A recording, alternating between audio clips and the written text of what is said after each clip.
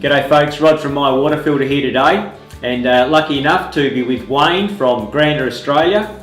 Wayne, I'm just going to ask you this question. I was looking at Grander videos the other day, and I saw the lake where all of the algae was just chock-a-block. It was basically choking the whole pond, you know. And I'm interested in this one for myself with my ponds, and obviously there's a lot of other viewers out there that have got ponds, etc. And to try and control the algae and the, you know what it goes like, the stench of the water kills the whole thing, rips the oxygen out, the fish are dying, that sort of thing. And as I say, I saw that video just a few days ago, and it was getting pretty horrible in there, wasn't it?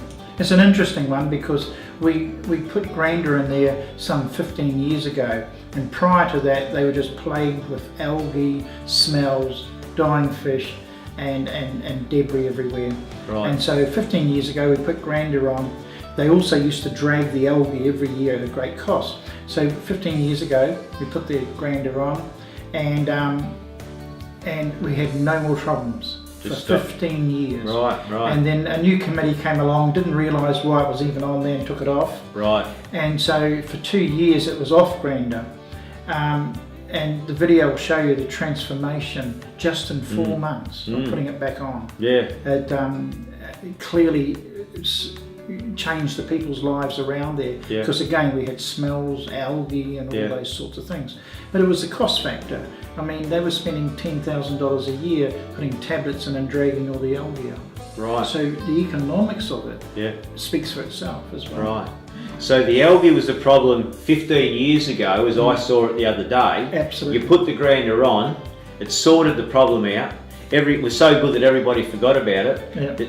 So by the time that they took it off, they must have paid for it. Did they own it at that stage? They owned it at that stage. Right, so it was costing them nothing except recirculating the water. Absolutely. They took it off, they started spending all this money on chlorine and chemical, and then they had to go and put it back on. That is amazing, isn't it? It is. So no chemicals. And in that 15 years we've also improved the system. That means, 15 years ago is quite a long time in history on Grander. So we've now changed the system slightly as well. Yep.